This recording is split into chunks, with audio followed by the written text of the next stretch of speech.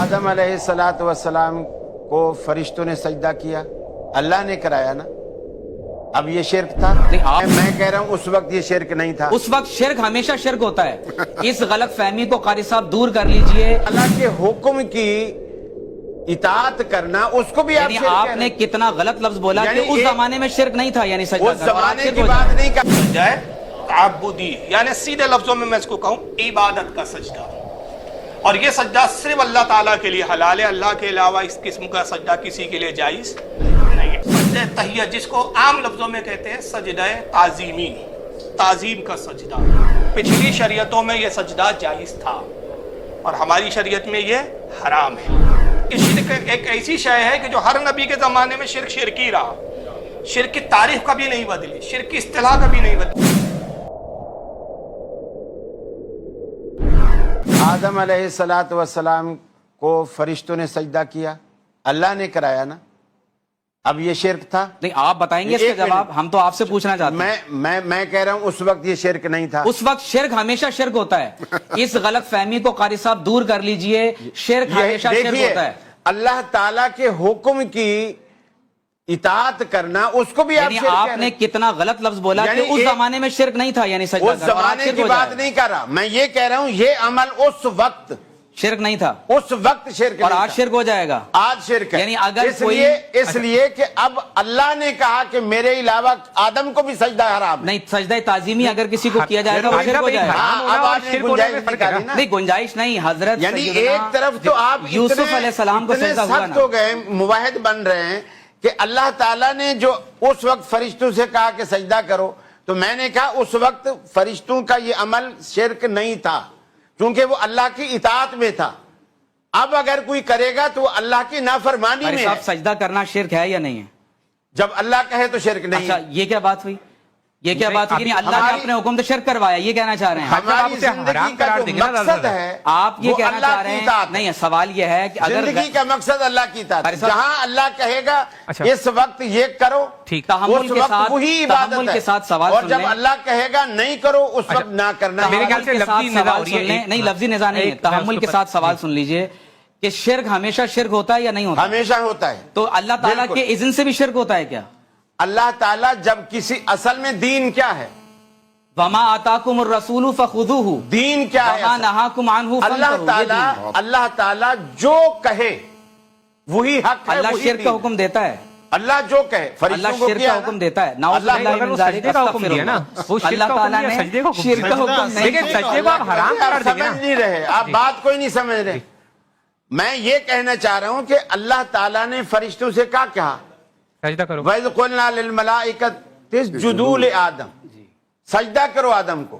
اور آج غیر اللہ کا سجدہ حرام ہے کہ نہیں ہے؟ حرام اور شرک میں فرق ہوتا ہے نا قاری صاحب، یہ نہیں سمجھ رہے آپ۔ یہ نیا مذہب آ گیا، نیا مذہب نہیں ہے۔ سجدہ اس وقت بھی حرام تھا، آج بھی حرام ہے، کل بھی حرام ہے، قیامت تک حرام۔ ولید دیکھیں، اس کی حلت غیر اللہ کے لیے آپ ثابت نہیں کریں۔ کنفیوژن کہاں ہو رہی ہے؟ دیکھیں، سجدہ کرنا ہماری شریعت میں حرام ہے۔ قرآن مجید میں سورہ یوسف میں ہے کہ حضرت یوسف علیہ السلام کو ان کے والدین کریمین نے اور ان کے 11 بھائیوں نے سجدہ کیا۔ تو بھائی ہماری شریعت میں اب سجدہ کرنا حرام کر دیا گیا، اور یاد رکھ لیں کنفیوژن قاری صاحب دور کریں کہ شرک ہر دور میں شرک ہوتا ہے۔ نہیں، یہ مثال آپ کی خود اپنے موقف کے خلاف ہے حضرت یوسف۔ بتائیے کیسے؟ کیونکہ آپ نے کہا کہ کسی بھی دور میں یہ اجازت نہیں دی گئی کہ وہ بندہ شرک کر لے۔ اب آپ خود کہہ رہے ہیں یوسف علیہ السلام کو شرک نہیں سمجھتے، وہ تعظیم کا سجدہ ہو رہا ہے۔ آپ نے تھوڑا جذباتیت میں غلط بات کہہ دی کہ اللہ نے شرک کرنے کا حکم دیا، یہ میرے خیال ہے یہ بات ٹھیک نہیں ہے۔ میں غلط بات نہیں کہہ رہا اور معذرت بھی نہیں کروں گا۔ اچھا، آپ یہ کہہ رہے ہیں کہ اللہ نے شرک کرنے کا حکم دیا؟ اللہ نے سجدہ کرنے کا، آپ کی بات سمجھ میں آ گئی ہے۔ آپ یہ آپ بات اپنے مائنڈ میں غلط۔ اچھا، آپ وضاحت کر دیں آپ کیا کہنا چاہ رہے ہیں۔ اپنے الفاظ مجھ سے کہنا، آپ بتا دیں آپ کیا کہنا چاہ رہے ہیں۔ میں یہی کہنا چاہ رہا ہوں کہ اللہ تعالیٰ نے جب فرشتوں کو کہا کہ آدم کو سجدہ کرو، اس وقت کرنا عبادت تھا۔ شیطان کو بھی کہا کہ کر، اس نے نہ کیا۔ اچھا، غیر اللہ کو سجدہ کرنا شرک ہے یا نہیں؟ میری بات تو پوری ہونے دینا۔ شیطان کو بھی وہی کہا جو فرشتوں سے کہا، شیطان نے نہیں کیا، وہ نافرمانی میں آیا۔ حالانکہ شیطان نے آگے جملے ایسے کہے، یہ میں تو آگ سے بنایا گیا ہوں، یہ تو مٹی والا ہے، مٹی والا کہ آگے آگ والا جھک کے یعنی اس نے اپنی تنقید سمجھی. فرشتوں نے کوئی بحث نہیں کی, جیسے اللہ نے کہا فوراً جھک گئے. یعنی اسلام کہتے اسے ہیں, ادھر حکم خدائی ہو, ادھر گردن جھکائی. شیطان مشرک نہیں ہے, کوئی بات ہی قاری صاحب شیطان مشرک نہیں ہوا, اس نے نافرمانی کی ہے, اس نے تکبر کیا. اس کو کہیں یہ بولا کہ مشرک ہے وہ, خدا کے ساتھ کسی اور کو ٹھہراتا ہے کیا؟ شیطان مشرک نہیں تو پھر دنیا میں کوئی بھی مشرک نہیں. اس کو مشرک کہاں ٹھہرایا گیا؟ آپ سے آپ اس کو نافرمانی ٹھہرایا گیا, اس کو متکبر کہا گیا ہے, مگر اس کو مشرک کہاں ٹھہرایا گیا؟ دیکھیں قاری صاحب کو کنفیوژن کہاں ہو رہی ہے.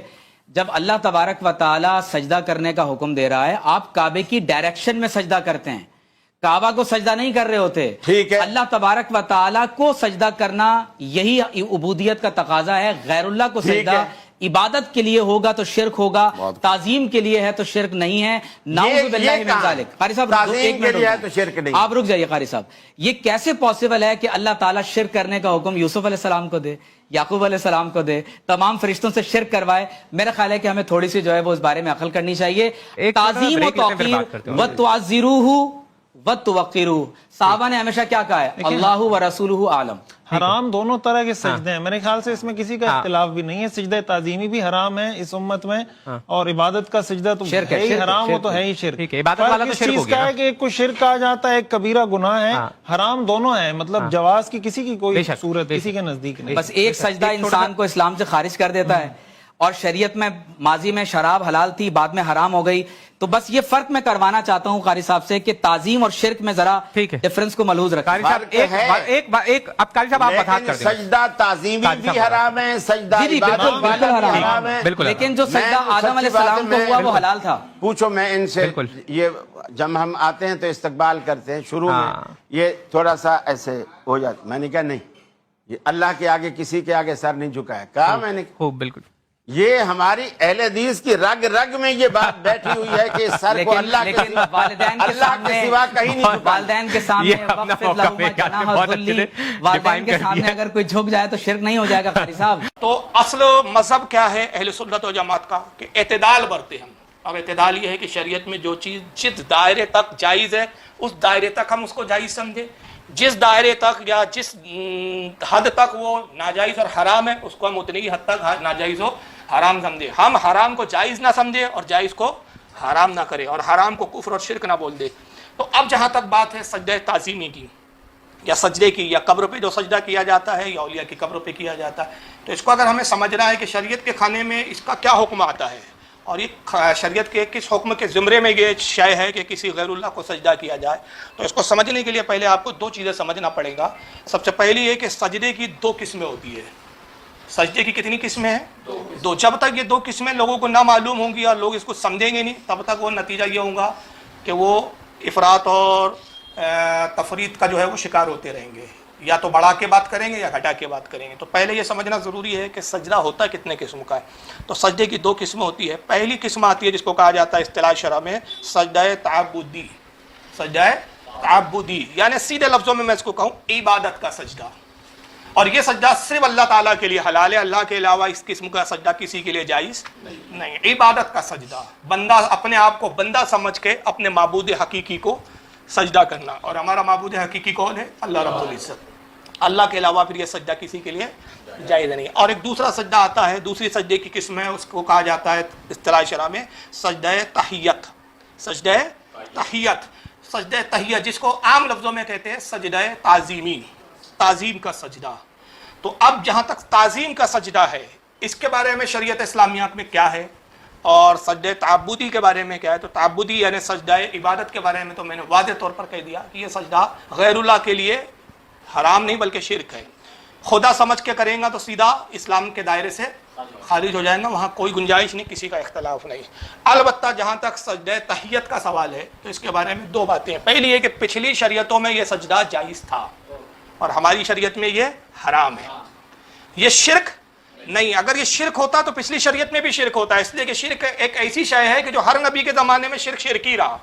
شرک کی تعریف کبھی نہیں بدلی, شرک کی اصطلاح کبھی نہیں بدلی. یاد رکھیے, ایسا نہیں کہ نبی کسی اور نبی کے زمانے میں, مثلا موسیٰ علیہ السلام کے زمانے میں شرک کی تعریف کچھ اور ہو اور رسول اللہ کی شریعت میں شرک کی تعریف کچھ اور ہو, ایسا کبھی نہیں ہوا. ہر زمانے میں شرک شرک ہی رہا, اس کی تعریف وہی رہی, چاہے اس کی جو ہے اصطلاحی تعریف لے لیں آپ یا لغوی تعریف, کوئی بھی تعریف ہو شرک کی. کسی بھی طرح سے آپ شرک پہ اگر بات کریں گے تو انبیاء اور رسول اللہ کے زمانے کے شرک میں کوئی فرق آپ کو نہیں ملے گا. تو جہاں تک سجدہ تحیت ہے, تعظیمی سجدہ ہے, وہ ہماری شریعت میں حرام ہے اور پچھلی شریعت میں یہ جائز تھا. یہ ہے سنن ابو داؤد, یہ بھی دارالسلام سے چھپی ہوئی ہے, سنن ابو داؤد. کتاب النکاح ہے اور اس کا باب ہے باب فی حق زوجی علی المرأہ, حدیث نمبر 2140. حضرت قیس بن سعد, ایک صحابی ہے قیس بن سعد, وہ کہتے ہیں کہ میں ہیرا شہر گیا, ایک ہیرا شہر کر کے علاقے کا نام ہے, تو میں نے وہاں دیکھا کہ لوگ اپنے سردار کو سجدہ کر رہے ہیں, اپنے سردار کی تعظیم میں کیا کر رہے ہیں, سجدہ کر رہے ہیں. فقلت رسول اللہ صلی اللہ علیہ وسلم حق ان یسجد لہ, وہ کہتے ہیں میرے دل میں خیال آیا, میں سوچنے لگا کہ حضور صلی اللہ علیہ وسلم کو زیادہ حق پہنچتا ہے کہ ہم حضور کو سجدہ کریں. جب عام لوگ, عام قبیلے کے لوگ اپنے سرداروں کو سجدہ کرتے ہیں تو حضور تو پوری کائنات کے سردار ہے, تو سرکار کو کیوں نہ سجدہ کرے. قالا, وہ کہتے ہیں فاتیت النبی صلی اللہ علیہ وسلم فقلت, تو میں نبی کی خدمت میں حاضر ہوا, پھر میں نے عرض کیا کہ انی اتیت الحیرۃ فرأیتہم یسجدون لمرزبان لہم, کہتے ہیں کہ اللہ کے نبی صلی اللہ علیہ وسلم, میں ہیرا شہر گیا اور ہیرا شہر میں نے دیکھا کہ لوگ وہاں اپنے سردار کو سجدہ کر رہے ہیں. تو اللہ کے نبی صلی اللہ علیہ وسلم فانت یا رسول اللہ احق ان نسجد لک, اے اللہ کے نبی آپ اس سے زیادہ حق رکھتے ہیں کہ ہم آپ کو سجدہ کریں, تو گویا آپ ہمیں اجازت دیجئے کہ ہم آپ کو سجدہ کریں. قالا, اللہ کے نبی نے ارشاد فرمایا ارأیت لو مررت بقبری اکنت تسجد لہ, قیس یہ بتاؤ اگر تم میری قبر پر آؤ گے تو کیا میری قبر کو بھی سجدہ کرو گے؟ ابھی میں حیات ہوں تو تم سجدے کی اجازت طلب کر رہے ہو, انتقال ہو جائیں گا, جب میں اپنی قبر میں آرام کروں گا تو کیا تم میری قبر کو بھی آ کے سجدہ کرو گے؟ قالا قلت لا, وہ حضرت قیس کہتے ہیں میں نے عرض کیا اللہ کے نبی نہیں, آپ کی قبر کو سجدہ نہیں کروں گا, جب تک آپ ظاہری حیات میں آپ کو سجدہ کرنا چاہتا ہوں, قبر کو تو نہ کروں گا. قالا فلا تفعلوا, تو اللہ کے نبی نے فرمایا کہ بس پھر یہ کام نہ کرو کہ تم مجھے سجدہ کرو. اگر میری شریعت میں سجدہ جائز ہوتا, اگر درست ہوتا, کسی کو کسی کا سجدہ اگر صحیح ہوتا تو میں عورتوں کو حکم دیتا کہ وہ شوہر کو سجدہ کرے. اب اس حدیث پہ ذرا غور کریں. پہلی بات تو یہ کہ اللہ کے نبی نے یہاں جب سجدے سے منع کیا تو ایک خاص بات فرمائی, اور وہ کیا, ارأیت لو مررت بقبری, جب تم میری قبر پر آؤ, اکنت تسجد لہ, تو کیا میری قبر کو سجدہ کرو گے؟ دو باتیں انہوں نے کہا, قبر پر آنا مگر سجدہ مت کرنا. قبر پہ آنے سے نہیں روکا, سجدے سے روکا. وہاں بھی قبر پر ہی جانے سے روک دیتا ہے. حضور نے کہا میری قبر پر تو آنا تم, اگر تم میری قبر پر آؤ گے تو کیا میری قبر کو سجدہ کرو گے؟ تو پتہ چلا کہ رسول اللہ نے زیارت قبر سے منع نہیں فرمایا, سجدہ قبر سے منع فرمایا ہے. تو اگر آپ اتنے حکموں کو بڑا چڑھا کے اپنی طرف سے بالکل قبر کی حاضری کو ہی شرک و بدعت کے فتوے دینے لگو تو آپ افراد کا شکار ہے, پھر حد سے گزرنے والے لوگ ہو, آپ حد سے بڑھ جانے والے لوگ ہو, سمجھ رہے, اور اللہ ایسے لوگوں کو ناپسند کرتا ہے. تو بہرحال یہ ایک پوائنٹ پتہ چلا. اور دوسرا یہاں پوائنٹ کیا تھا, میں ایک اور حدیث پڑھوں گا, اس کے بعد پھر اس کے نکات پر گفتگو کروں گا. اور حوالے سننے کی اس حدیث کو امام ابو داؤد کے علاوہ امام طبرانی نے بھی نقل کیا, معجم الکبیر جلد 18 صفحہ 351, حدیث نمبر 895. امام حاکم لائے ہیں اس کو المستدرک میں حدیث نمبر 2763 کے تحت. امام بہقی نے سنن القبرا میں اس کو نقل کیا حدیث نمبر 14705 کے تحت. خطیب تبریزی نے مشکات شریف میں لایا حدیث نمبر 3266 کے تحت. اب ایک اور حدیث سنیں, مسند احمد, یہ امام احمد ابن حنبل کی کتاب ہے اور بڑی معتبر کتاب ہے یہ, اس میں کئی ہزار حدیثیں, کئی ہزار. مسند احمد کئی جلدوں میں آتی, 7ویں جلد ہے جو اس وقت میرے ہاتھ میں ہے, اور اس کی حدیث نمبر 24471. مسند عائشہ کے تحت یہ حدیث انہوں نے لائی ہے اس باب کے تحت. ان عائشہ ان رسول اللہ صلی اللہ علیہ وسلم کانا فی نفر من المہاجرین والانصار. حضرت ام المومنین عائشہ صدیقہ رضی اللہ تعالی عنہا کہتی ہیں کہ رسول اللہ صلی اللہ تعالی وسلم ایک مرتبہ بعض انصار اور بعض مہاجرین صحابہ کے درمیان تشریف فرماتے, ان کے درمیان میں آپ بیٹھے ہوئے تھے, تشریف فرماتے. فجاء بعیر فسجد لہ, تبھی دیکھا گیا کہ ایک اونٹ آیا اور اس نے رسول اللہ کو سجدہ کیا, ایک اونٹ نے سرکار کو سجدہ کیا. فقال اصحابہ یا رسول اللہ تسجد لک البہائم والشجر, تو صحابہ نے عرض کیا اللہ کے نبی ہم دیکھتے ہیں کہ جانور آپ کو سجدہ کرتے ہیں, درخت آپ کو سجدہ کرتے ہیں. فنحن احق ان نسجد لک, تو کیوں نہ ہم آپ کو سجدہ کریں, جب جانور آپ کو سجدہ کر رہے ہیں, درخت آپ کو سجدہ کر رہے ہیں. اللہ کے نبی پھر ہم کیوں نہ آپ کو سجدہ کریں؟ تو اجازت دیجئے کہ ہم آپ کو سجدہ کریں، حق پہنچتا ہے کہ ہم آپ کو سجدہ کریں۔ وَقَالَ اعْبُدُوا رَبَّكُمْ وَأَكْرِمُوا أَخَاكُمْ، اللہ کے نبی نے فرمایا نہیں، اپنے رب کی عبادت کرو۔ عبادت کس کی کرو؟ اپنے رب کی، اور اپنے بھائیوں کا احترام کرو۔ اگر میری شریعت میں سجدہ جائز ہوتا تو میں حکم دیتا ہے کہ عورت اپنے شوہر کو سجدہ کرے، وہی پھر الفاظ آپ نے بیان فرمائے۔ یہ حدیث ابن ماجہ میں بھی آئی ہے، سنن ابن ماجہ حدیث نمبر 1852۔ امام ابن ابی شیبہ لائے ہیں اس کو المصنف جلد حدیث نمبر 17419 کے تحت۔ اس کو امام ابو نعیم نے بھی حلیۃ الاولیاء میں لکھا ہے، امام حاکم نے المستدرک میں لایا، امام طبرانی نے معجم الکبیر میں لایا، امام بغوی نے شرح السنہ میں لایا، امام حیثمی نے مجموع الزوائد نے لایا، بہت سارے محدثین نے بیان کیا۔ مسند احمد ایک معتبر کتاب ہے، اس کے متن سے میں نے یہ حدیث سنائی۔ اب یہاں پر کل 4 نکات ہے، وہ آپ بغور سنیں، جس سے سجدہ تعظیمی اور سجدہ عبادت کا فرق واضح ہو جاتا ہے کہ ہم کس سجدے کی بات کر رہے ہیں اور وہابی کس سجدے کو کس سجدے کے زمرے میں لاتا ہے۔ پہلی یہ کہ حدیث سے پتہ چلا کہ حضور صلی اللہ تعالی وسلم کو جانور سجدہ کرتے تھے، تو سوال یہ پیدا ہوتا ہے کہ وہ جانور حضور کی کیا عبادت کرتے تھے؟ تو اگر حضور کی اگر وہ عبادت کرتے تھے تو پھر رسول اللہ پر الزام آئے گا کہ حضور جانوروں سے اپنی عبادت کرنا پسند فرما رہے ہیں، یہ بعید ہے۔ تو وہ تعظیم ہی کا سجدہ تھا، کیونکہ جانور بھی جانتے ہیں کہ خالق اور مالک اللہ ایک ہی ہے۔ جو رسول کو پہچان رہے ہیں تو کیا وہ خدا کو نہیں پہچانے؟ جو بھیجا گیا ہے اس کو پہچان رہے ہیں، جس نے بھیجا اس کو نہیں جانتے وہ جانور؟ وہ جانور تو اسلام کی سمجھنے والے اور ماننے والے ہیں نا۔ جو اونٹ حضور کو سجدہ کر رہے ہیں تعظیم میں، تو جب نبی کو پہچان لیا تو نبی کے بھیجنے والے کو نہیں جانا انہوں، تو وہ تعظیماً سجدہ کر رہے تھے جانور۔ اور رسول اللہ دوسری یہ کہ اگر معاذ اللہ یہ مان لے کہ نہیں وہ عبادت کا سجدہ تھا جانوروں کا، تو حضور صلی اللہ علیہ وسلم کیا جانوروں کے اس عبادت کے سجدے کو پسند فرما رہے تھے اور اپنی عبادت کروانا حضور کو منظور تھا؟ معاذ اللہ یہ سوچا بھی نہیں جا سکتا۔ تیسری بات کہ نبی پاک صلی اللہ علیہ وسلم نے انسانوں کے جب سجدے کو جب گوارا نہیں کیا تو جانوروں کے سجدے کو کیسے گوارا کرتے؟ اگر وہ عبادت کا سجدہ ہوتا، اگر کہے کہ نہیں وہ تو عبادت کا سجدہ تھا صاحب، حضور نے جانوروں کو اجازت دے دی، انسانوں کو گانے اللہ کی کرو، تو یہ حضور پر پھر تہمت لگانا ہوا کہ معاذ اللہ حضور صلی اللہ علیہ وسلم جانوروں سے تو غیر اللہ کی عبادت پسند فرما رہے اور انسانوں کو اس سے روک رہے، تو اس طرح سے ہو سکتا نہیں۔ اور پھر صحابہ نے جو سجدے کی اجازت مانگی تو ظاہر ہے وہ بھی تعظیم کے سجدے کی مانگی، کہ انہوں نے بھی دیکھا کہ اونٹ سجدہ کرتے ہیں، تو صحابہ یہ نہیں سمجھتے تھے کہ اونٹ حضور کی عبادت کر رہے ہیں، تعظیم کر رہے ہیں، تو انہوں نے کہا جب یہ جانور اس طرح تعظیم کر سکتے ہیں تو ہم کیوں نہیں؟ تو حضور نے کہا نہیں، یہ جانور کر رہے ہیں ان کے لیے تو ٹھیک ہے کہ یہ جانور ہے، ان پر احکام شرعی نہیں ہے، شعوری نہیں ہے، لیکن تم انسان ہو، تمہارے تقاضے ہیں، اور تمہارے تقاضے ہے کہ میں اس کو پسند نہیں کرتا کہ انسان سجدہ کرے، جانوروں کی حد تک تو میں پسند کر لیتا ہوں کہ اس طرح وہ تعظیم کرے، اگر مجھے پسند ہی ہوتی یہ چیز تو میں عورتوں کو حکم نہ دیتا کہ اپنے شوہروں کو کرے۔ تو میں نے تو مجھے یہ طریقہ تعظیم کا پسند نہیں ہے، طریقہ تعظیم پسند نہیں تھا، یہ نہیں کہ معاذ اللہ وہ شرک تھا۔ اور چوتھا یہ کہ اگر وہ عبادت کا ہی سجدہ تھا تو نعوذ باللہ من ذالک پھر رسول اللہ یہ بھی نہیں فرماتے کہ میں عورتوں کو حکم دیتا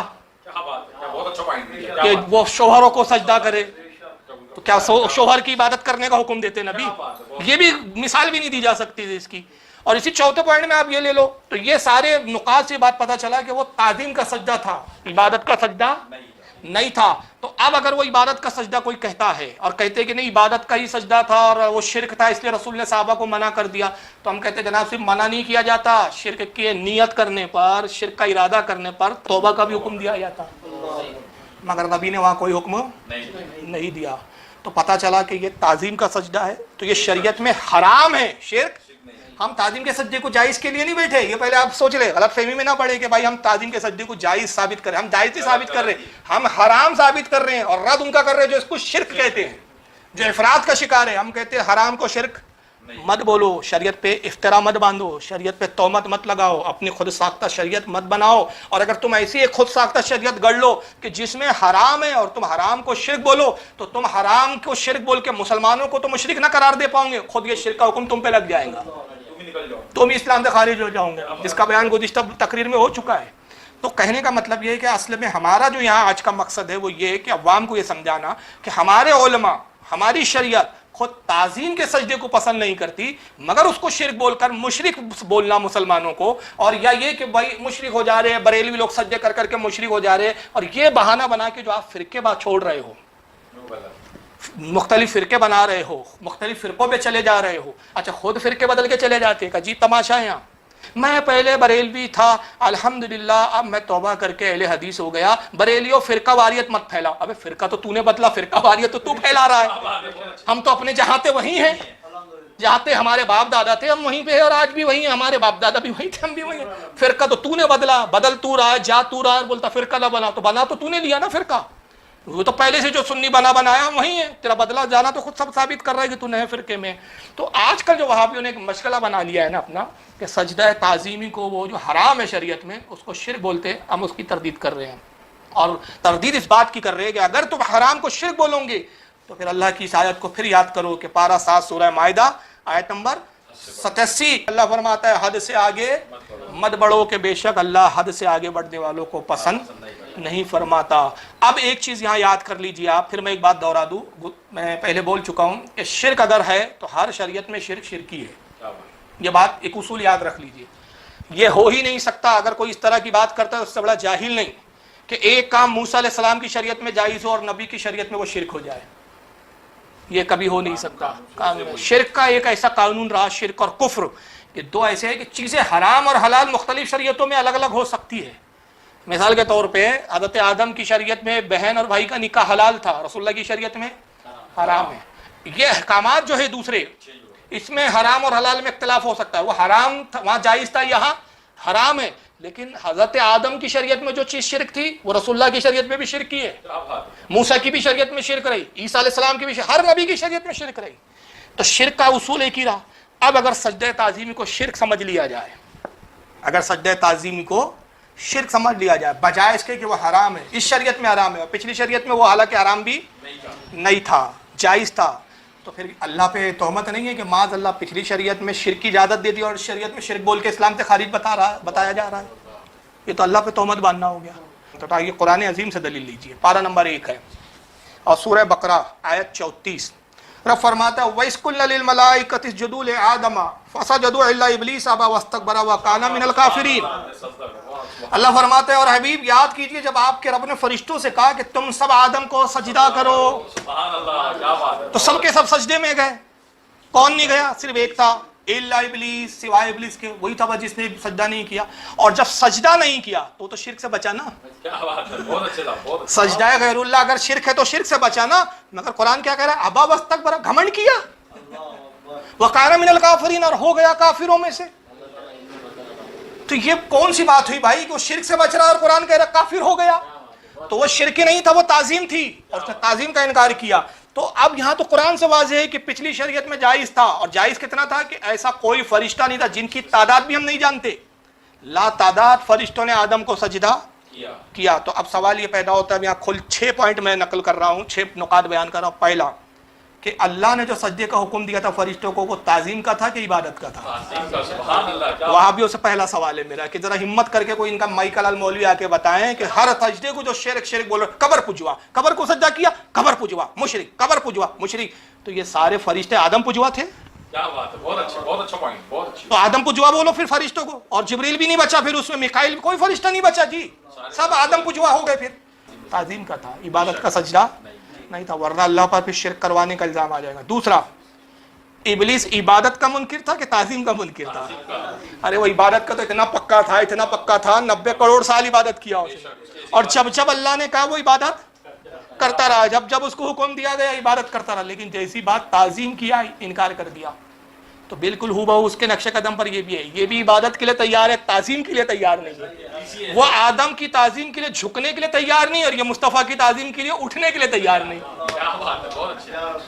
انداز وہی ہے دونوں کا, ایک جھکنے کے لیے تیار نہیں تھا, ایک اٹھنے کے لیے تیار نہیں ہے. اور یہاں ایک اور نقطہ دیکھیے, وَإِذْ قُلْنَا لِلْمَلَائِكَةِ اسْجُدُوا, اے میرے حبیب یاد کی جب ہم نے فرشتوں سے کہا آدم کو سجدہ کرو. ابلیس سے غلطی کیا ہوئی, وہ سجدہ تعظیمی اور سجدہ عبادت کے فرق کو سمجھ نہیں سکا. ہاں وہ ٹھوکر کھا گیا. وہ سمجھ رہا تھا کہ بھائی میں آدم کو سجدہ کیوں کروں, غیر اللہ کے سامنے کیوں جھکوں, میں تو آگ سے پیدا کیا گیا ہوں, یہ مٹی سے, میں افضل ہوں, اعلیٰ ہو کے ادنا کے سامنے کیوں جھکوں, مٹیریلوں کے تقابل کے چکر میں پڑ گیا, حکم خداوندی کو نہیں دیکھا. تو وہ اگر یہ سمجھ لیتا, اور فرشتے معصوم تھے, تو وہ سمجھ گئے کہ یہاں سجدہ عبادت کا حکم نہیں ہے, کیونکہ خدا سے بعید ہے کہ خدا پروردگار عالم جو ہے وہ عبادت کے سجدے کا حکم دے کے شرک کی تعلیم دے. خدا سے بعید ہے, کیونکہ اللہ کے نزدیک شرک سے زیادہ کوئی ناپسندیدہ چیز ہے ہی نہیں.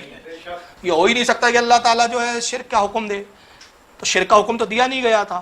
فرشتے سمجھ گئے کہ یہ جو آدم کو جھکنے کے لیے کہا جا رہا ہے آدم کے سامنے, یہ تعظیماً جھکنے کے لیے کہا جا رہا ہے, یہ تعظیم کا سجدہ کروایا جا رہا ہے, عبادت کا سجدہ. لیکن ابلیس اس فرق کو نہیں سمجھ سکا. اور ایک چیز اور کہ تعظیم کے جھکنے کے لیے اس نے انکار کیا تھا, عبادت میں جھکنے کے لیے انکار نہیں کیا تھا. تو کس چیز نے اس کو اکڑایا؟ کہا کہ میں معلم الملائکہ ہوں, ان کا استاد ہوں, یہ تو سب میرے شاگرد ہیں, یہ جھکتے ہیں, جھک جائے, میں نہیں جھکوں گا, میں معلم الملائکہ ہوں.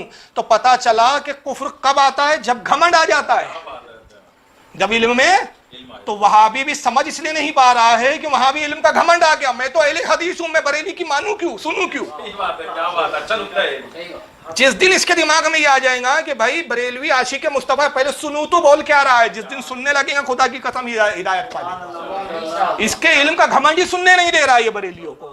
کہتا کیا سننا بریلیوں کو یار, یہ تو بس نبی کی بات کرتے. ہم نے کہا کبھی سن تو بیٹھ کے پورا, سنتے نہیں ہیں. تو اس کو کس نے جو ہے مطلب گمراہ کیا, کافر کیا؟ اس کے علم کے گھمنڈ نے. میں معلم ہوں بھائی, میں پڑھانے والا ہوں. آج ان میں بھی ہم اہل حدیث ہے بھائی, حدیث کے جانکار ہم ہی لوگ ہیں, جبکہ حدیث کی ہاں بھی نہیں سمجھتے بیچارے. لیکن یہاں اللہ تعالیٰ کا انصاف دیکھیے آپ, پروردگار عالم گنجائش نہیں چھوڑی. ایسا نہیں ہوا کہ اللہ تو ہر چیز جانتا ہے نا, نیتوں سے باخبر ہے نا. ابلیس کیوں نہیں جھکا, سب کچھ جانتا ہے. اور کیا جانتا ہے؟ خود واضح بھی کر دیا, ابا واستکبر, گھمنڈ کیا اس نے, گھمنڈ کی وجہ سے نہیں جھکا. دیکھ تو رہا ہے نا, پھر بھی کام میں پروردگار عالم انصاف میں کبھی نہ رہ جائے. کل کوئی ایسے جاہل نہ آ جائے جو ابلیس کے پیروکار ہو جائے اور کہے کہ اللہ نے صفائی کا موقع نہیں دیا ابلیس کو. اس سے بھی تو پوچھ لیتا پہلے اللہ تعالیٰ کہ تو جھکا کیوں نہیں. ہو سکتا ہو ایسی دلیل دیتا کہ اللہ کو بھی قائل ہونا پڑتا, معاذ اللہ, یہ اعتراض نہ آ جائے. تو اللہ نے کہا اچھا چل تجھے اس بات کا بھی موقع دیتا ہوں, حالانکہ میں جانتا ہوں تو جھکا کیوں نہیں, اڑا کیوں ہے یہ بھی میں جانتا ہوں, کس تکبر نے تجھے جھکنے سے روکا یہ بھی میں جانتا ہوں. پھر بھی پارہ نمبر 8 سورہ اعراف آیت نمبر 12 میں فرماتا ہے, پھر اس کو کہا کہ اچھا چل بتا کس چیز نے تجھے سجدے سے روکا. چل اب تو اپنی زبان سے بول, کیوں نہیں سجدہ کیا تو نے, بتا آخر سجدہ نہ کرنے کی وجہ کیا ہے, حالانکہ میں نے تجھے حکم دیا ہے. اس امر تو کا, میں نے تجھے حکم دیا, میرا حکم کیوں نہیں مانا تو نے. اب اس نے جواب دیا, دلیل دے رہا ہے وہ. دیکھیں دلیل کیا ہے اس کی. کہتا قال انا خیر من, میں اس لیے نہیں جھکا کہ میں آدم سے بہتر ہوں, اس سے زیادہ اچھا ہوں.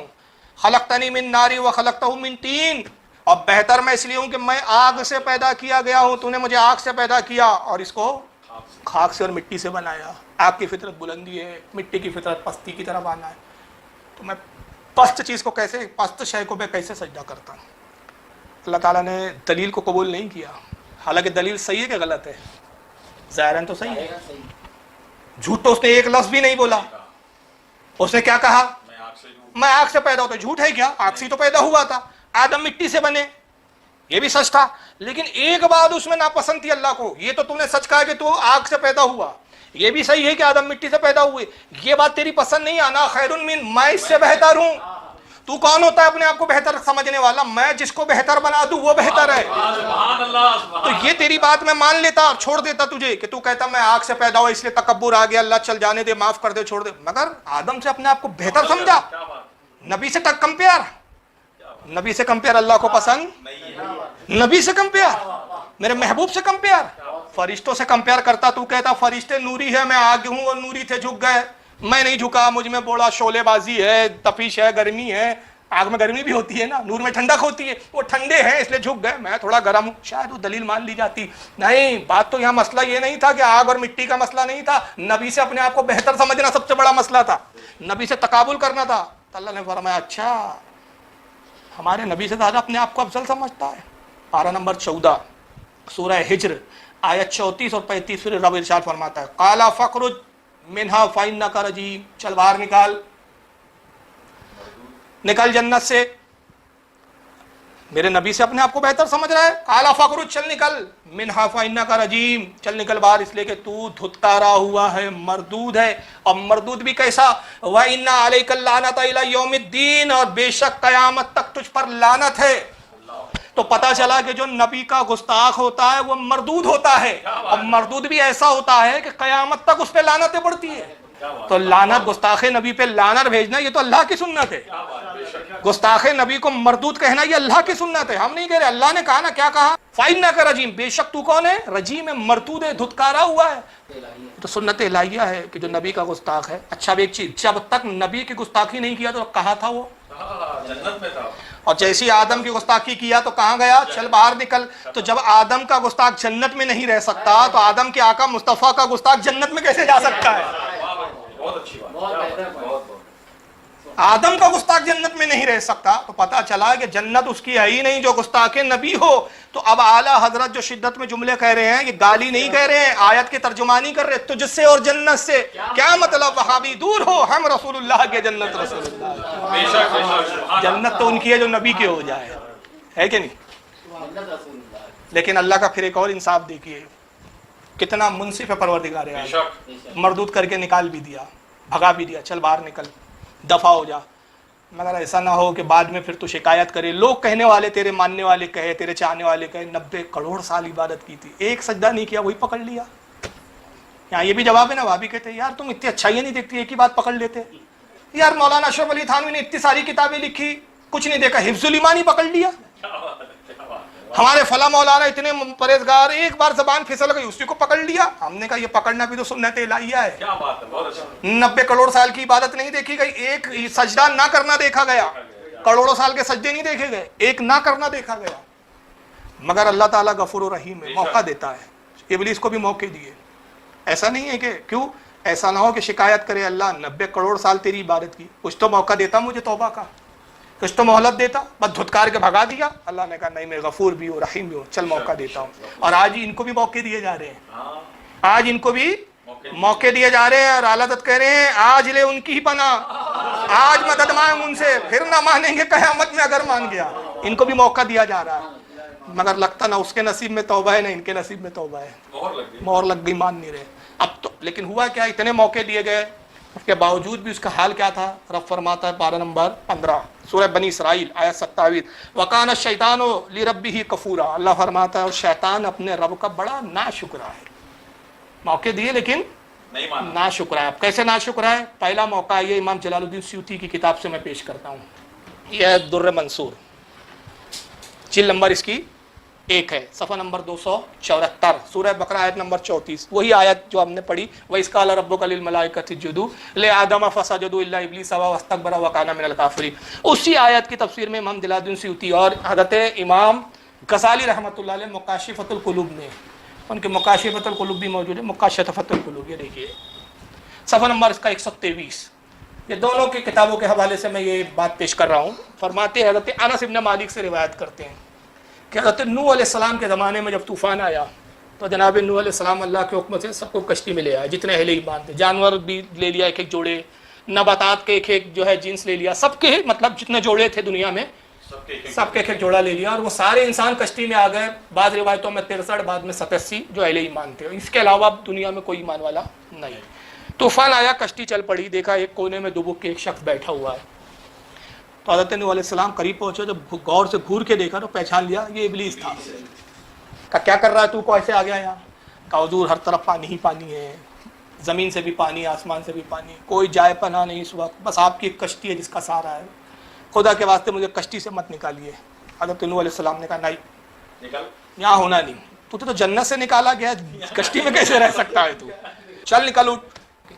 کہا دیکھیے میں بہت پچھتا رہا ہوں, بہت افسوس ہے مجھے کہ واقعی مجھ سے بہت بڑا گناہ ہو گیا ہے اور اللہ کی بات میں نے ٹھکرا دی. لیکن دیکھیے آپ اللہ کے نبی ہے, آپ اللہ سے میری سفارش کر دے, دعا کر دے, شاید اللہ میری توبہ قبول کر لے.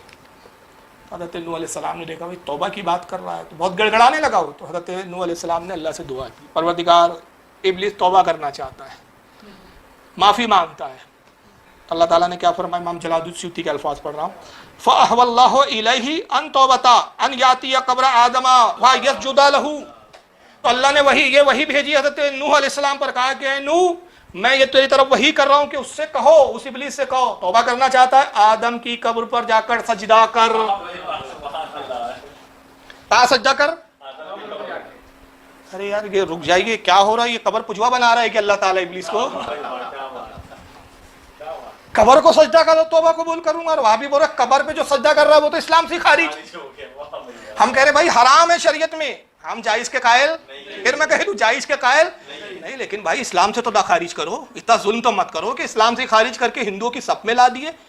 वो तौसीफुर रहमान जैसा भगोड़ा आदमी जिसकी औकात नहीं सामने बैठ के बात करे, वो जर्जित जैसा बलात्कारी आदमी, ये जरूरत है इनकी कि बोले तुम कब्र को सजदा करते हो, वो मूर्ति को सजदा करता है, मूर्ति से मिला दो तुम हमारी कब्रों को और हमारे सज्जों को। अरे हराम बोलो, हम भी तुम्हारे साथ है इस मामले में। तुम अगर कहो कि हराम है शरीयत में मना है तो हम भी कहेंगे सही कह रहे हैं मौलाना साहब आप भी, लेकिन तुम यार हराम को शिर्क बोल के कि नहीं शरीयत गढ़ डालो तो हद से बढ़ रहे हो तुम, तो फिर तो हमारी जिम्मेदारी है ना कि हम तुम्हारे पैर और टांग पकड़ के खींचे और बोले हद से बढ़ने तुम्हें देंगे नहीं, तुम्हारी औकात से तुमको हम बाहर ज्यादा जाने नहीं देंगे। तो जरा बताएंगे मौलवी हजरात कि अल्लाह ताला कब्र का पुजारी बनाना चाह रहा था इब्लीस को, कब्र पुजवा बना रहा था, जा कब्र की पूजा कर, आदम को सजदा कर, कब्र को आदम को सजदा कर नहीं बोला है, आदम की कब्र को, कब्र आदमा फयस्जुदा लहू, कब्र की आदम की कब्र को जाके सजदा कर, उसको बोलो अगर तूने आदम की कब्र को सजदा कर लिया मैं तेरी तौबा कबूल कर लूंगा। मगर वो भी बड़ा अकड़ू था, तो उसने कहा कि नूह जब आदम हयात थे तब नहीं किया, अब मरने के बाद कब्र पुजवा बन जाऊं? अगर मैं कब्र को सजदा कर लूंगा तो मेरी आने वाली औलादों का क्या होगा? उनकी तो रोजी रोटी इस पर चलने वाली है।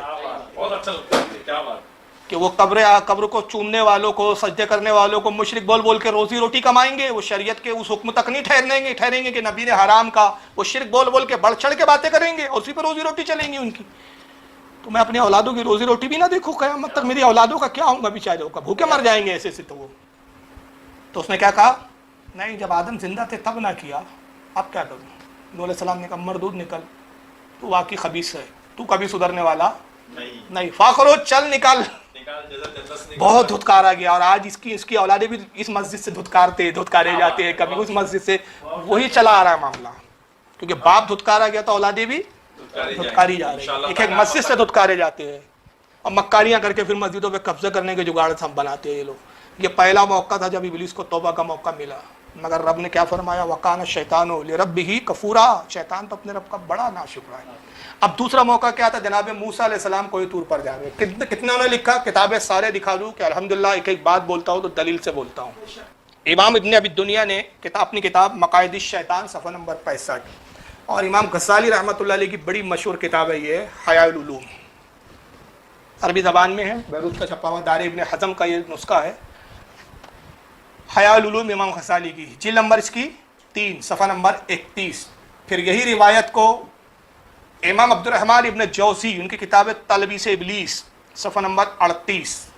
फिर इसी रिवायत को इमाम जलालुद्दीन स्यूती, इमाम जलालुद्दीन स्यूती की किताब है, इसका नाम है लक़्तुल मरजान फ़ी अहकामिल जान, ये भी अरबी में हदीस इसका सफ़ा नंबर 330, इमाम जलालुद्दीन स्यूती इसको नकल करते हैं। और दुर्र मंसूर में भी ये लाया है, दुर्र मंसूर तो आप देख चुके हैं, इसकी जिल्द नंबर 1 सफ़ा नंबर 273, सूरह बकरा नंबर 34, उसी आयत के तहत ये रिवायत बयान करते हैं कि मूसा अलैहिस्सलाम को तूर पर जा रहे हैं, रास्ते में इब्लीस मिल जाता है, कहा मूसा अलैहिस्सलाम के करीब आया, कहा अस्सलाम वालेकुम, सलाम बहुत करते हैं ये लोग, तो मूसा ने कहा मरदूद खबीस, चल तुझे मुझसे क्या काम और मुझे तुझसे क्या काम, चल हट दूर हट यहाँ से। कहा है मूसा धुतकारिए मत, भगाइए मत, मैं खैर के इरादे से आया हूँ। कहा तू और खैर, तू और खैर? कहा नहीं आप बुरा ना माने, एतमाद करे, भरोसा करे, मैं खैर के इरादे से आया हूँ, कोई बदी का इरादा नहीं। क्या इरादा है? जल्दी बोल।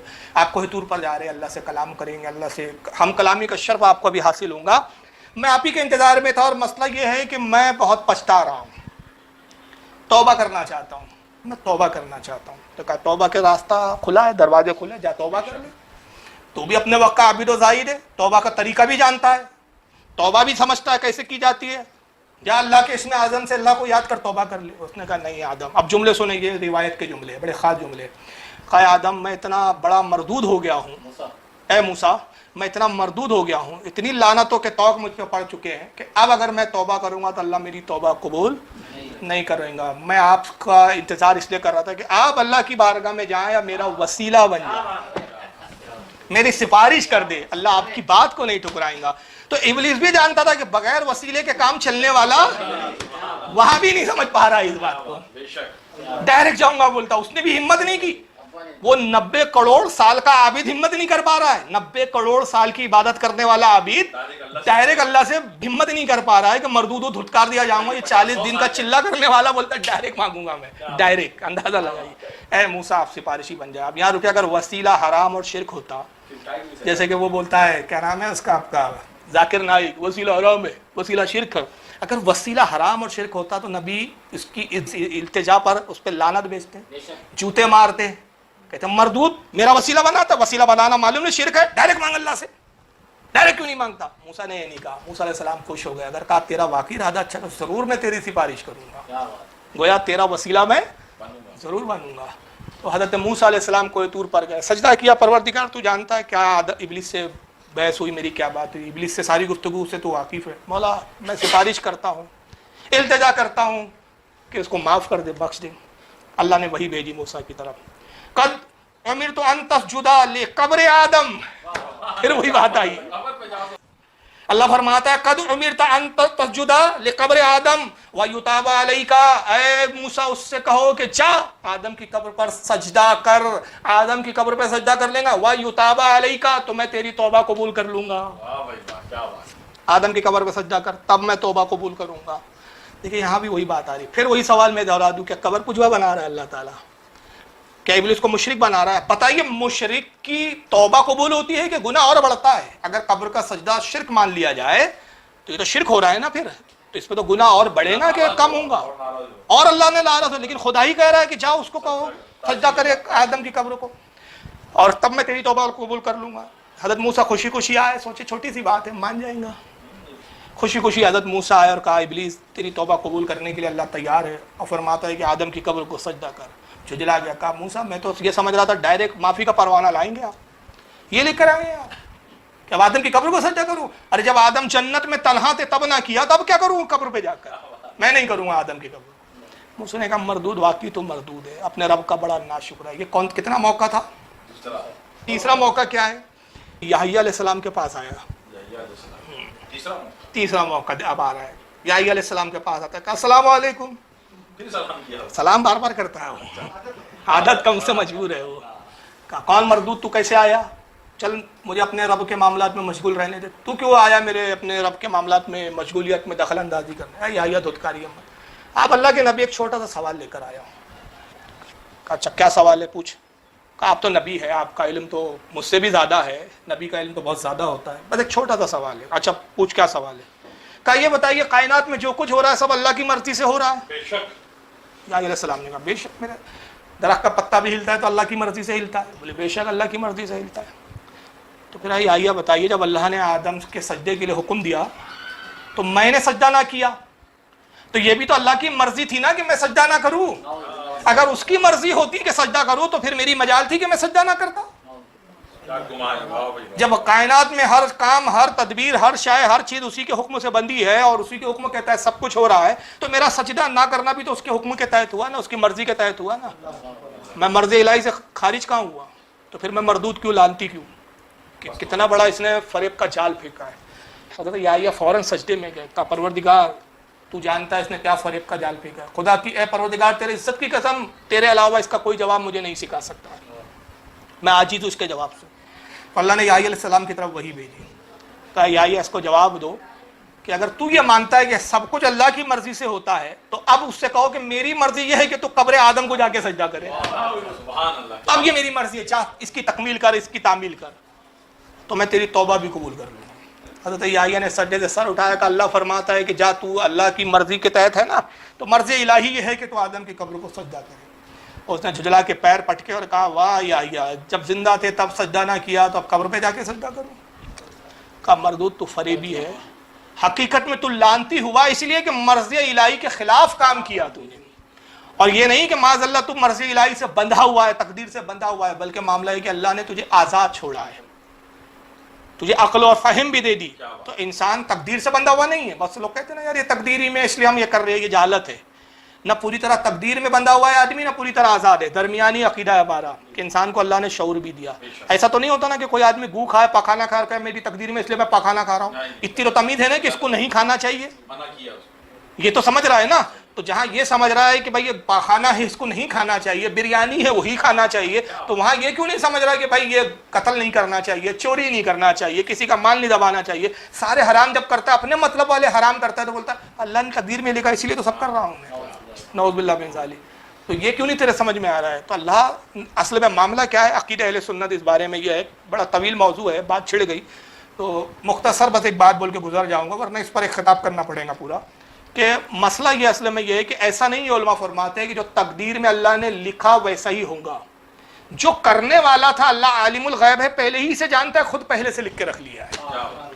ایسا نہیں کہ اس نے لکھا تو آپ ویسا کرنے پہ مجبور ہے، آپ جو کرنے والے تھے وہ اپنے علم سے جانتا ہے۔ اب یہ تقدیر کی بھی قسمیں ہیں، تقدیر مبرم ہے، تقدیر مطلق ہے۔ اس میں ایک تقدیر مطلق جو ہوتی ہے وہ تبدیل بھی ہوتی ہے، بدلتی بھی ہے۔ ہاں، اللہ تعالیٰ کسی عمل سے راضی ہو جائے تو تقدیر میں تبدیلی فرما دیتا ہے اپنی قدرت کاملہ سے۔ بہرحال یہ تیسرا موقع تھا کہ جب ابلیس نے توبہ نہیں کی۔ اب چوتھا موقع دیکھیے کب ملے گا اس کو، چوتھا بھی ملے گا آگے، اور اس کی بدبختی دیکھیے، یہ ابھی خطاب وہ بھی سن رہا ہے، سن رہا ہے نا وہ بھی، اور آگے اور سنے گا، اور آگے نہ جانے کی روایت ہے۔ یہ باتیں مجھ سے پہلے کتنے علماء نے بیان کی، کتنے علماء نے لکھی، جب لکھی ان بزرگوں نے تب بھی وہ دیکھ رہا تھا، جو واقعات گزرے، جو لکھے گئے، اور جو گزرنے والا ہے وہ بھی جب علماء بیان کر رہے لکھ رہے وہ بھی سن رہا ہے، جان رہا ہے کہ کیا ہونے والا ہے، مگر تب بھی دیکھو اس کی ہٹ ڈر بھی ہے، اب بھی وہ ماننے کے لیے تیار نہیں۔ اب چوتھا معاملہ کیا ہے نا، یہی دیکھیے مکاشفۃ القلوب امام غزالی رحمۃ اللہ علیہ کی صفحہ نمبر 101 ہے۔ امام غزالی رحمۃ اللہ علیہ مکاشفۃ القلوب میں نقل کرتے ہیں کہ 1,00,000 سال جہنم میں جلایا جائے گا ابلیس کو، 1,00,000 سال جہنم میں چلا جائے گا، 1,00,000 سال جہنم میں جلایا جائے گا، پھر 1,00,000 سال جہنم میں جلانے کے بعد جہنم سے نکالا جائے گا۔ اللہ فرمائے گا عذاب کو کیسے پایا؟ کہیں گا بڑا سخت۔ اللہ فرمائے گا کہ پوری جہنم میں جتنے جہنمیوں پہ عذاب ہے سب سے زیادہ شدید عذاب تجھ پر ہے، اس لیے کہ سب کے گناہوں کا بائی، سب کے گناہوں کا سبب تو تنہا ہے، اس لیے سب کا مجموعی عذاب بھی تجھ پر ہے، اس لیے سخت عذاب ہے۔ تو ابلیس کہے گا پروردگار میں تیری پناہ چاہتا ہوں، کیا تو میرے ان سجدوں کو نہیں دیکھیں گا جو 90 کروڑ سال میں نے تیری بارگاہ میں کیے، تجھے سجدے کی، مولا اس عذاب سے نجات دے۔ اللہ فرمائے گا اب بھی میں بخشنے کے لیے تیار ہوں، کتنا غفور رحیم ہے، اب بھی بخشنے کے لیے تیار ہوں۔ اے ابلیس شرط یہ ہے کہ آدم جنت میں ہے، جا جنت الفردوس میں آدم کو سجدہ کر دے۔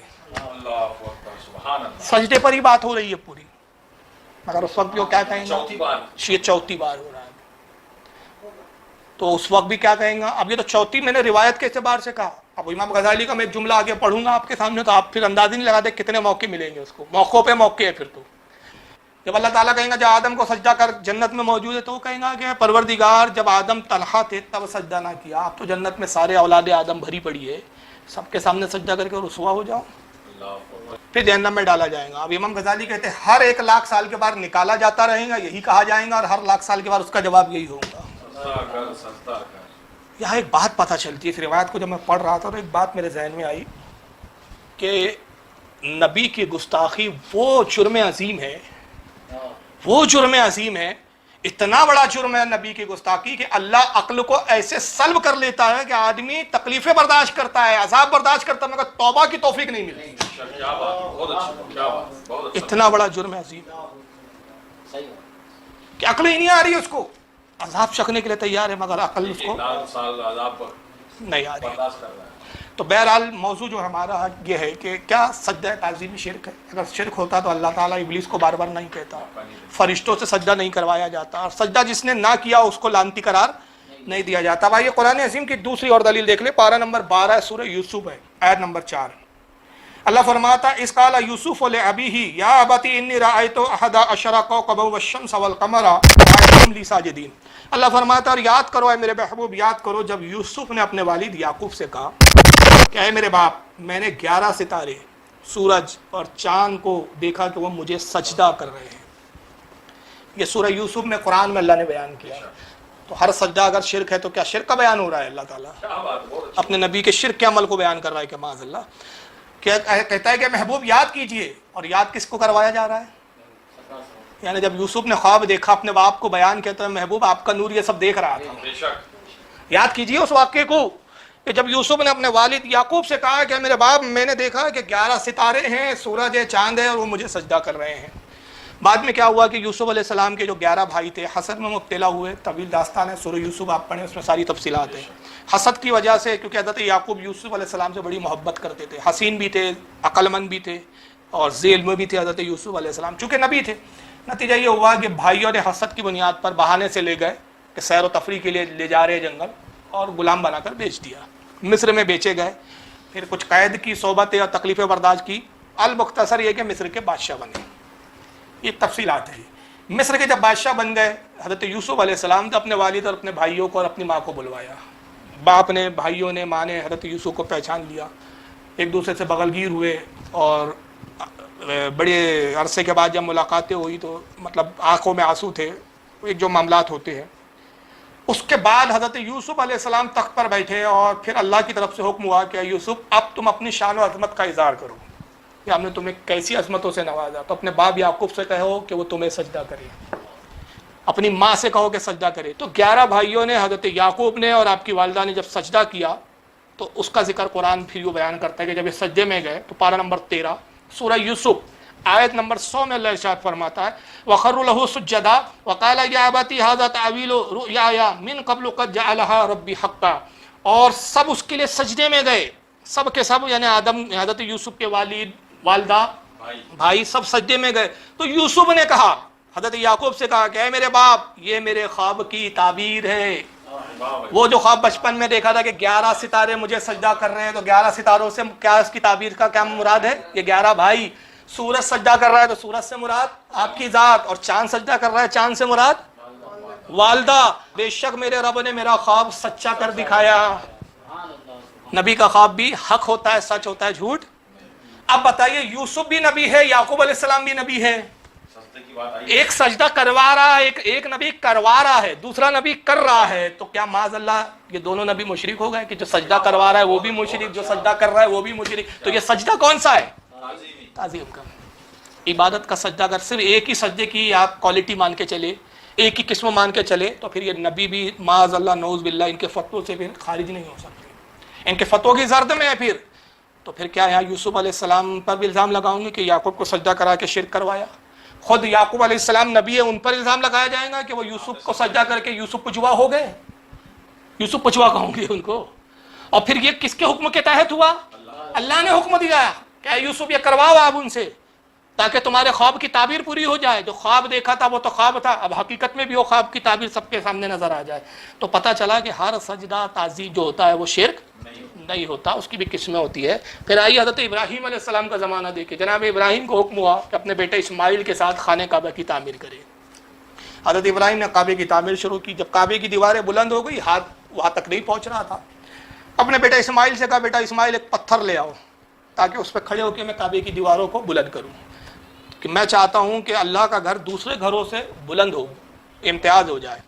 اسماعیل علیہ السلام ایک پتھر کو لائے اور حضرت ابراہیم علیہ السلام اس پتھر پہ سوار ہو گئے, اور پھر آپ نے کعبے کی بقیہ تعمیر فرمائی.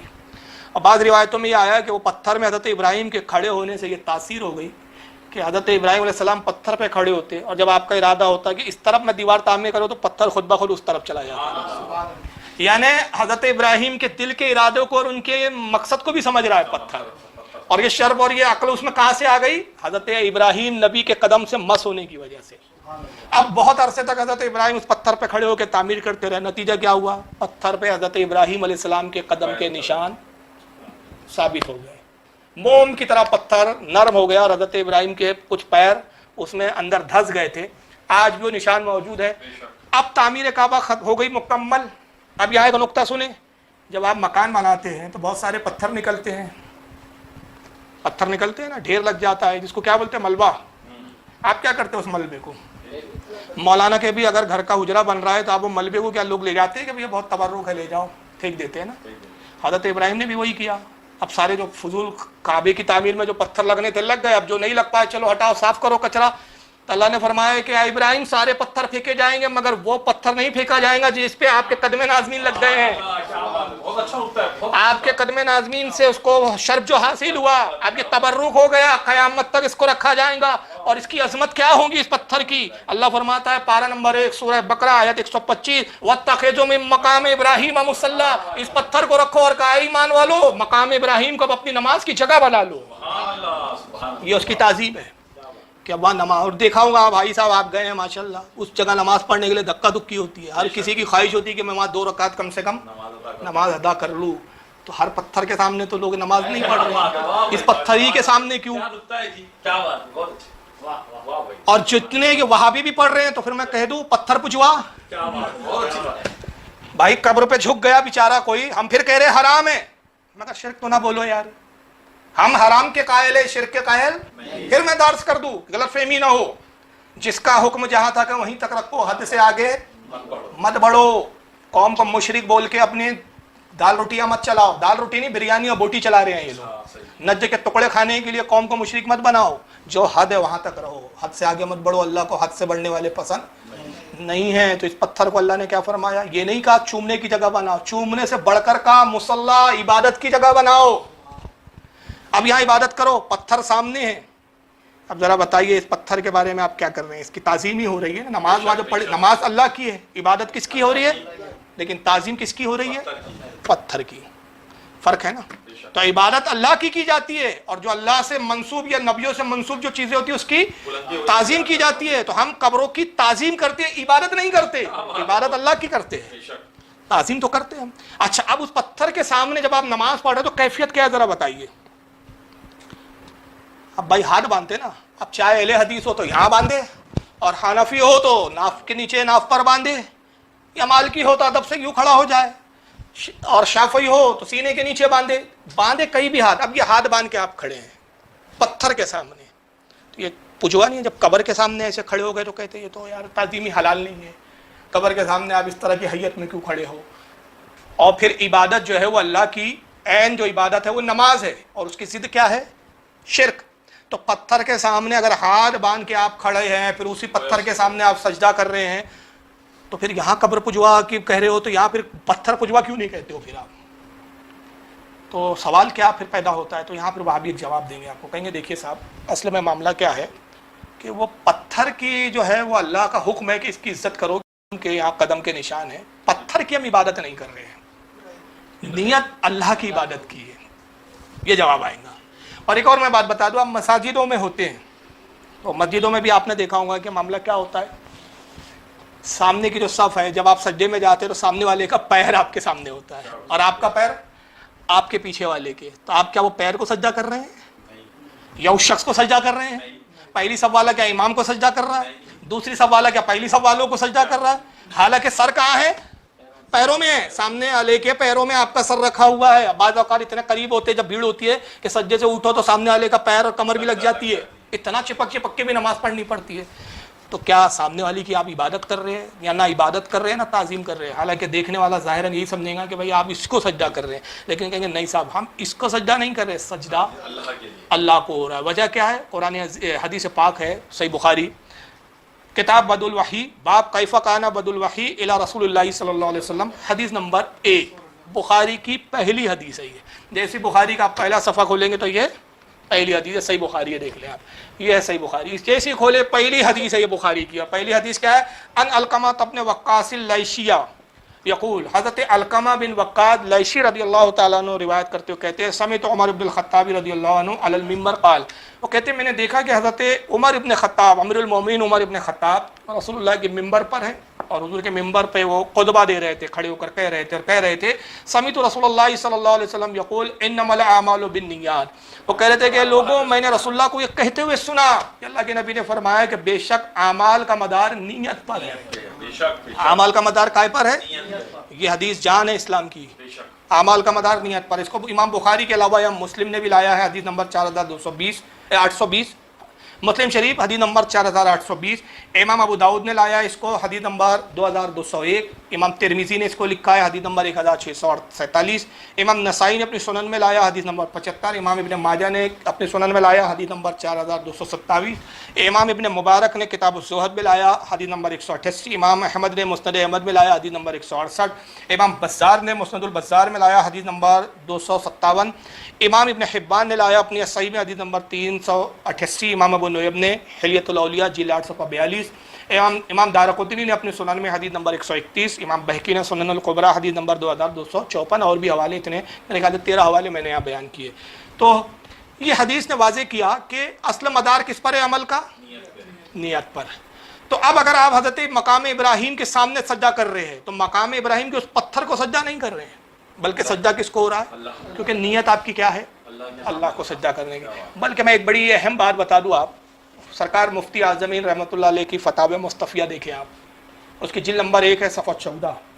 حضور مفتی اعظم کے زمانے میں کسی نے ایک سوال کیا کہ ہندو یہ اعتراض کرتے ہیں مسلمانوں پہ کہ ہم پتھر کے سامنے جھکتے تو تم ہمیں مشرک کہتے ہو, تو تم بھی تو کعبے کے پتھروں کے سامنے جھکتے ہو, تو پھر تم مشرک کیوں نہیں؟ تو مفتی اعظم نے کیا جواب دیا؟ ذرا جواب سنیں سرکار مفتی اعظم کا. وہ کہتے ہیں کہ اصل میں جو کعبہ ہے, قبلہ ہے, وہ ہمارے لیے ایک سمت ہے, ڈسپلین کے لیے, عبادت میں چاہ کے ڈسپلین قائم رہے. ہمارا یہ عقیدہ نہیں ہے کہ کعبۃ اللہ میں ہی اللہ ہے یا اسی سمت میں اللہ ہے. اللہ تو سمتوں سے, جہتوں سے, مکان سے, قید سے, قیود سے پاک ہے. یہ تو ڈسپلین کے لیے, ہم پتھر کو سجدہ نہیں کرتے, اس کی طرف ڈسپلین کے لیے رخ کرتے. اور اگر نعوذ باللہ کسی کا یہ عقیدہ ہو, سنیں غور سے, اگر کسی کا یہ عقیدہ ہو کہ میں کعبے کے پتھر کو سجدہ کر رہا ہوں, وہ کافر ہے.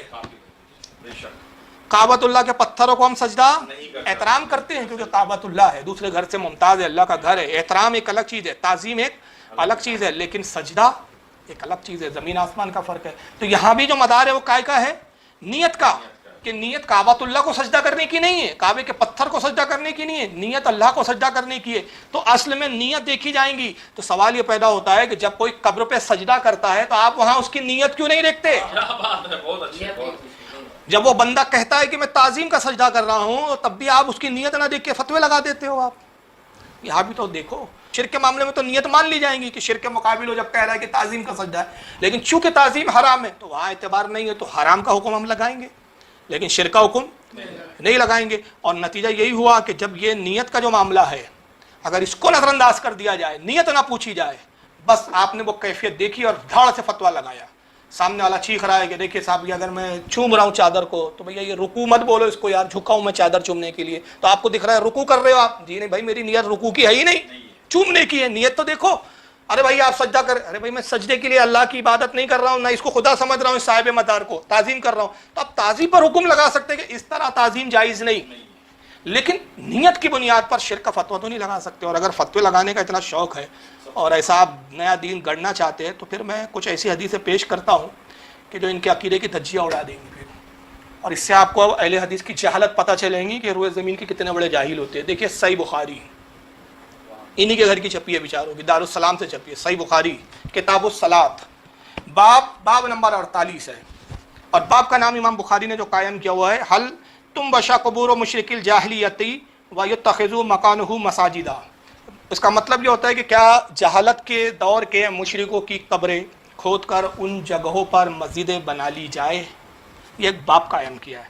پھر اللہ کے رسول کی حدیث لکھتے ہیں امام بخاری, کہتے ہیں لقول النبی صلی اللہ علیہ وسلم لعن اللہ یہود اتخذوا قبور انبیائہم مساجدا. کہتے ہیں کہ اللہ کے رسول صلی اللہ علیہ وسلم نے ارشاد فرمایا کہ اللہ کی لعنت ہو یہودیوں پر جنہوں نے اپنے نبیوں کی قبروں کو مساجد بنا لیا. یہودی کیا کرتے تھے, جہاں کسی ولی کا, ان کے ولی کا انتقال ہوتا تھا, اسی قبر کے ارد گرد وہ پوری مسجد بنا لیتے تھے. تو اللہ کے رسول نے فرمایا کہ قبر کو مسجد کے اندر داخل مت کرو, یا قبر کے ارد گرد مسجد نہ بناؤ. مسجد اور قبر الگ الگ ہو تو اس میں حرج نہیں ہے. یہ حدیث لکھنے کے بعد پھر امام بخاری دوسری روایت نقل کرتے اسی باب میں, کہتے ہیں وما یکرہ من الصلاۃ فی القبور, کہتے ہیں قبروں کے سامنے نماز پڑھنا مکروہ ہے, شرک نہیں ہے, کیا ہے؟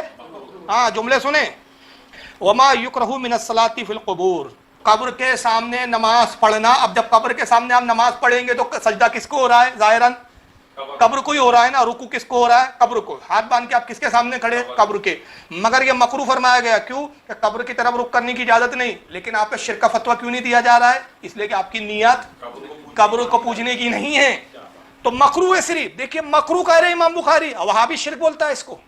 اور پھر آگے کہتے ہیں ورا عمر بن الخطاب رضی اللہ عنہ انس بن مالک یصلی عند قبر, کہتے ہیں کہ حضرت عمر امیر المومنین فاروق اعظم نے ایک مرتبہ دیکھا کہ حضرت انس بن مالک ایک قبر کے سامنے نماز پڑھ رہے ہیں.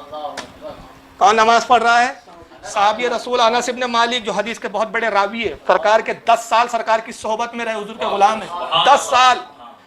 کیا وہابڑا زیادہ شرک اور توحید سمجھ رہا ہے, اور انس بن مالک 10 سال رسول کی صحبت میں رہ کے نہیں سمجھے؟ عمر ابن خطاب نے دیکھا رہا عمر ابن الخطاب رضی اللہ عنہ انس ابن مالک یصلی عند قبر، دیکھا کہ انس ابن مالک کیا کر رہے ہیں؟ قبر کے سامنے کھڑے ہو کر نماز پڑھ رہے. وہ قبر رسول کی بھی نہیں تھی، ایک عام قبر تھی. فقال القبر القبر، حضرت عمر نے دیکھا تو آواز دی کہا کہ اے انس قبر قبر قبر، یعنی قبر کے سامنے، قبر کے سامنے. اب آگے الفاظ سنے بخاری کے، لگاؤ امام بخاری پہ فتویٰ اگر جرأت اور ہمت ہو. امام بخاری کیا کہتے ہیں؟ وَلَمْ يَأْمُرُوا بِالْعِيَادَةِ، حضرت عمر نے قبر قبر کہہ کے روکا لیکن نماز دورانے کا حکم نہیں دیا. یہ حکم نہیں دیا کہ نماز دوراؤ، تمہاری نماز ہی نہیں ہوئی. تو روکا کیوں؟ کہ مکروہ ہے. اور اگر شرک ہوتا تو کہتے تمہاری تو نماز بھی نہیں ہوئی، نماز بھی دوراؤ، دوبارہ کلمہ بھی پڑھو. تم تو مشرک ہو گئے، قبر پجوا ہو گئے تم قبر کے سامنے نماز پڑھ کے. مگر بیچارے وہابی کو یہ حدیث بخاری کی نہیں ملتی، بتائیے.